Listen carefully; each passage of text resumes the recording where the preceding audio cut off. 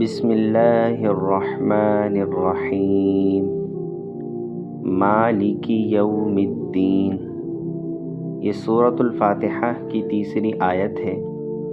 اس کا ترجمہ ہے بدلے کے دن، یعنی قیامت کا مالک ہے۔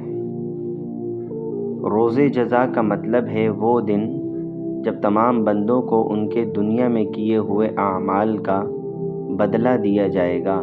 یوں تو روز جزا سے پہلے بھی کائنات کی ہر چیز کا اصلی مالک اللہ تعالی ہے، لیکن یہاں خاص طور پر روز جزا کے مالک ہونے کا ذکر اس لیے کیا گیا کہ دنیا میں اللہ تعالی نے ہی انسان کو بہت سی چیزوں کا مالک بنایا ہوا ہے۔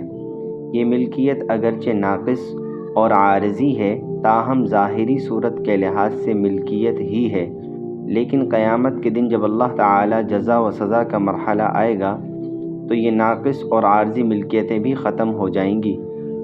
اس وقت ظاہری ملکیت بھی اللہ تعالی کے سوا کسی کی نہ ہوگی۔ اللہ تعالی سے دعا گو ہوں کہ اللہ تعالی ہمیں اسی طرح سورۃ الفاتحہ کی تفسیر پڑھنے اور سمجھنے کی توفیق عطا فرمائے۔